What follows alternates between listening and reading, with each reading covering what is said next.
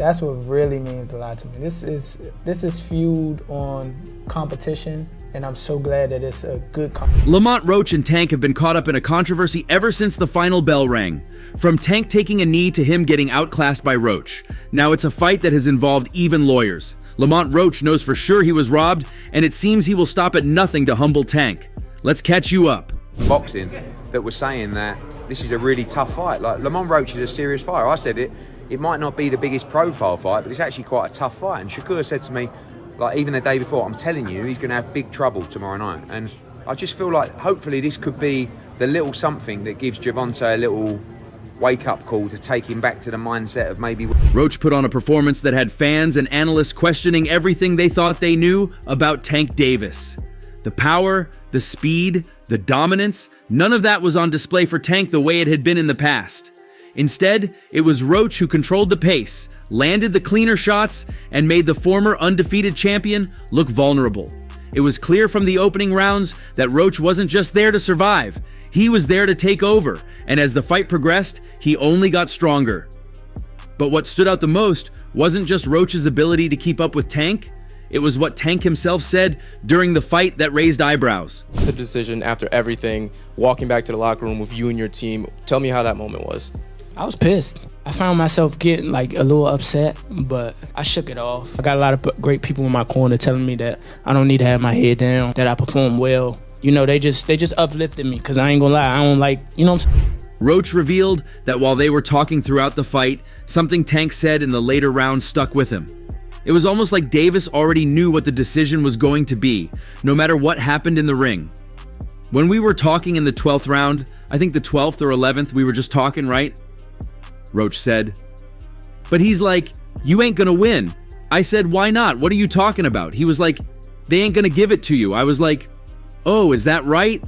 So, you know, that's how boxing works. It's sad to say, you know, that's how boxing works. It was a moment that made Roach question everything. Did Tank already know something? Was the fix in before the final bell even rang?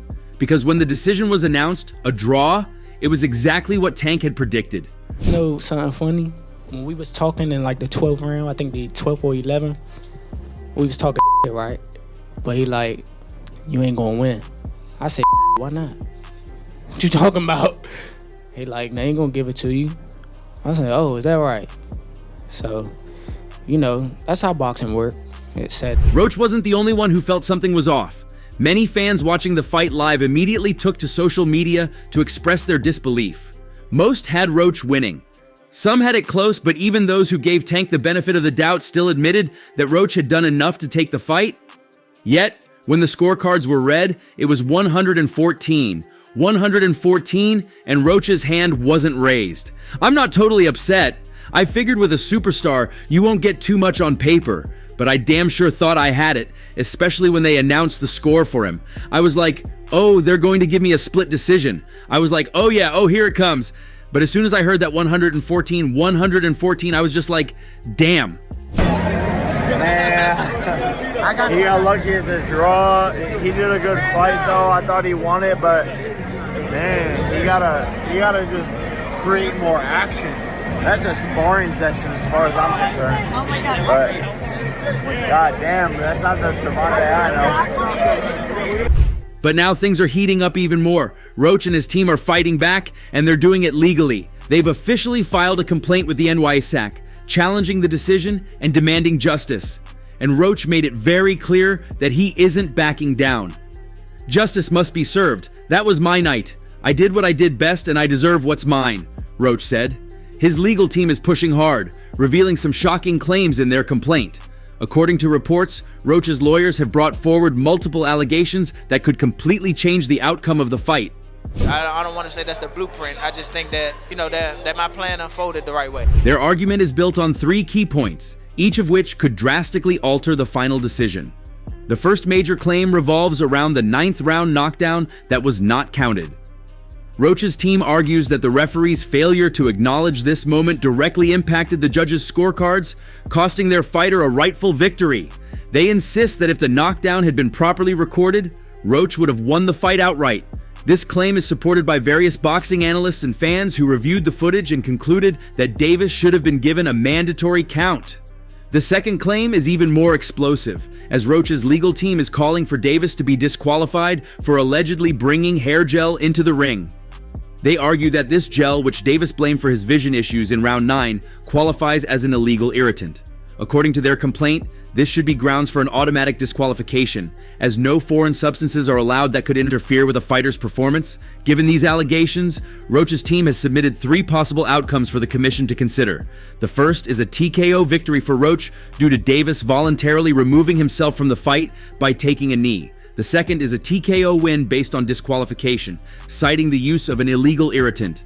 Lastly, they argue that the scorecards should be corrected to reflect the missed knockdown, which would result in Roach winning by decision. Somebody took the blockchain, check it for a big withdrawal around maybe 30 minutes after this fight, no shot. Somebody put the house on draw and just got a like 22x, something like that. A draw? Stop. The mathematical anomaly to have a draw with 3 different refs across what, 11 rounds? It's a mathematical anomaly. Fans are divided, with some backing Roach and others defending Tank. But the reality is that this has now become bigger than just a fight result. It's a full-blown legal battle, and the NYSAC is under pressure to respond. If Roach's team is successful in their appeal, this could go down as one of the most shocking fight overturns in boxing history. Tank, on the other hand, has remained mostly quiet on the situation, but the tension is rising, and if this decision is overturned, it could stain his record forever. For a fighter who has built his brand on being undefeated and untouchable, a loss on his record, especially under these circumstances, would be devastating. Meanwhile, fans are already calling for a rematch. The first fight had everything: heat, controversy, and high-level boxing, and now, with all this unfolding outside the ring, the rematch would be even bigger. It's not just about settling the score anymore. It's about proving once and for all who the better fighter is. Roach knows what he did that night. He knows he fought the fight of his life and came out on top. And now, with the world watching, he's determined to make sure the record reflects the truth. Whether it happens through legal action or in the ring again, one thing is for certain: this story is far from over. My punching output can be raised and things like that. Can be better than 32 punches? That's ridiculous. I think so. All right, so throw 40, maybe you get him out of there quicker and you can go home earlier. At the center of everything is WBA President Gilberto Mendoza, who has openly admitted that the controversy surrounding this fight is too big to ignore. Mendoza has hinted that an immediate rematch might be the only way to clear up the situation, and talks are already taking place behind the scenes about what the next step should be. Davis has made it clear that he isn't interested in fighting Roach again right away, but if the WBA moves forward with their plans, he might not have a choice. If Davis refuses the rematch, the governing body has the power to strip him of his title, which would be a major blow to his legacy. The WBA wants to send a message that questionable officiating and controversial circumstances cannot go unaddressed, and forcing a rematch would be a way to show that even the biggest stars in boxing aren't above the rules.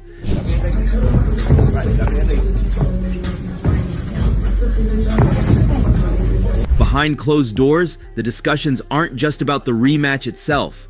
There are also concerns about whether this fight damaged the credibility of boxing as a whole. Fans have been vocal about their frustration, and the backlash hasn't died down. Many believe Roach was robbed, and if nothing is done, it could hurt the WBA's reputation. That's why Mendoza and other officials are reportedly weighing all their options carefully before making a final decision. Another key issue being discussed is how this situation affects Davis's future plans. Tank has been linked to potential unification fights against Shakur Stevenson and Keyshawn Davis. But if the WBA mandates a rematch with Roach, those plans would have to be put on hold. Stevenson and Keyshawn have both expressed interest in facing Davis, and there were talks that one of those fights could happen next.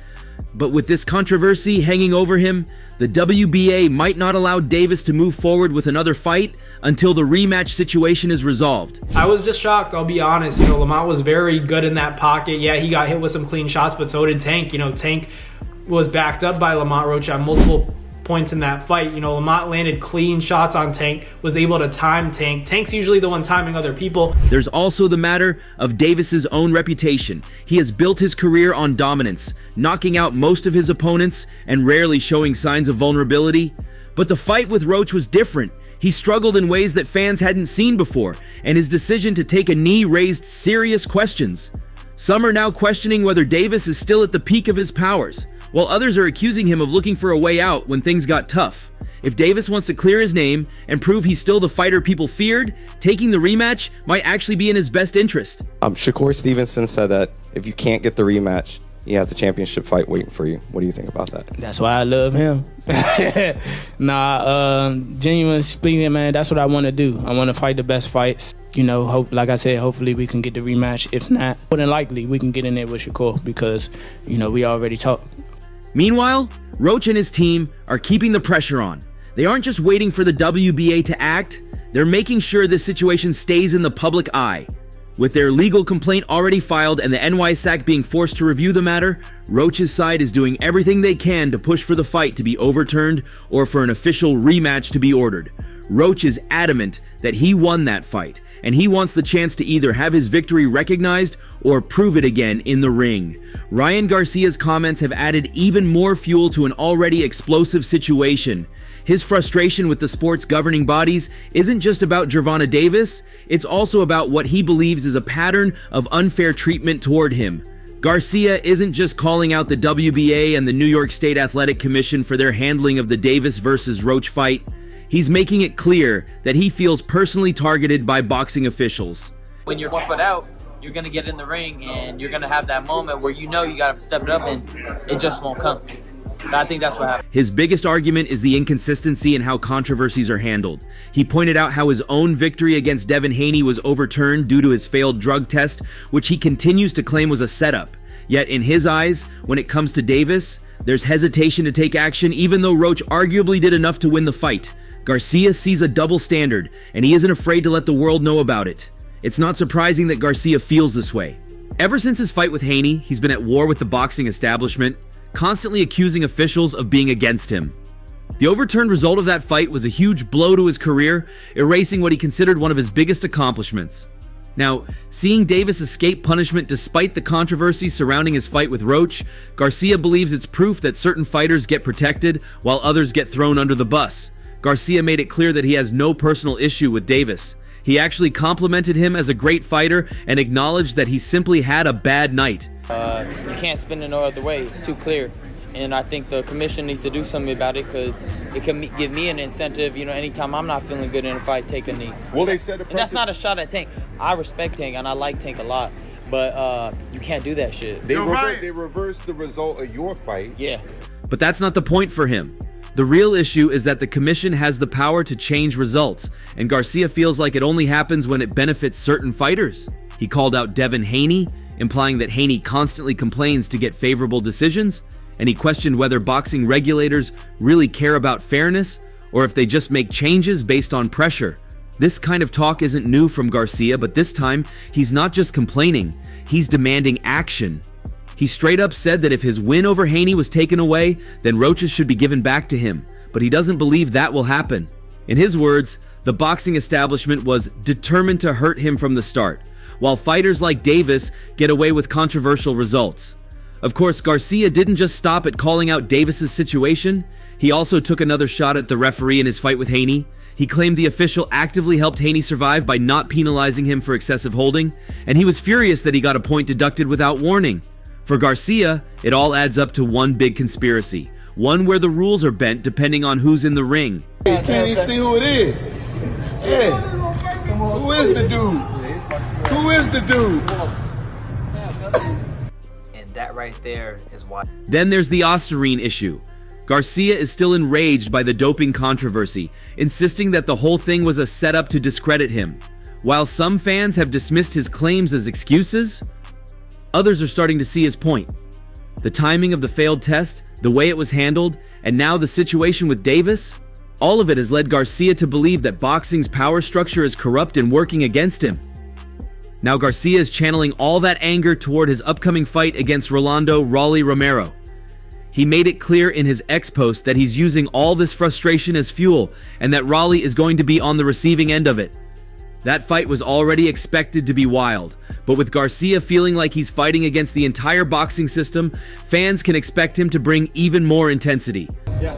What do you think about that fight that happened? You thought it was just an off night, or? Everybody has an off night. Everybody has an off night. Yeah, I had a fucking off night with fucking crew. Everyone has a fucking off night. It's fucking boxing. You want to run that back with Cruz or what? Maybe down the line. Hey, Rolly, who you got in the Canelo Crawford fight? For Garcia, this isn't just about one fight. It's about boxing's reputation. He believes Roach deserved to have his moment, but instead, the result ended in a majority draw, with Davis keeping his WBA lightweight title. According to Garcia, the referee's decision not to call the knee a knockdown completely changed the outcome of the fight. Had Roach been awarded a 10-8 round, he would have won on the scorecards.